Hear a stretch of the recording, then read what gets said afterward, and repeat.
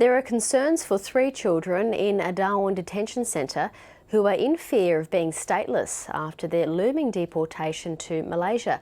But the Immigration Minister is taking a hardline approach to the issue. Avani Dias reports. These are photos which detainees at Darwin's Wickham Point Detention Centre say are of 3 asylum seekers who are due to be deported to Malaysia next week. The children, aged 5, 4 and 2, were born in Queensland, while their Malaysian parents were on a bridging visa.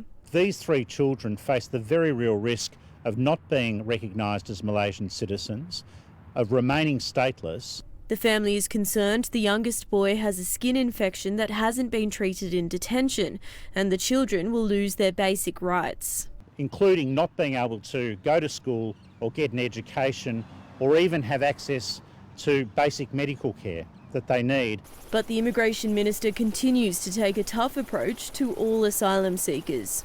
We want them to go back to their country of origin, turn back to where it's safe to do so. The tough stance that we're taking in relation to Nauru, the temporary protection visas, all of these measures have worked in concert to stop the boats.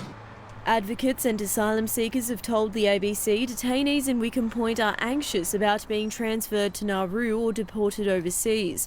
Last week there were reports of 25 self-harming incidents and protests on the roof of the facility. Detainees say this Iranian woman was transferred from Wickham Point to another Australian detention centre because of her involvement in the protests. When we are just keep quiet and we are waiting, they do processing, they just push and push more, and it's just people reach to their limits. She says asylum seekers aren't being heard.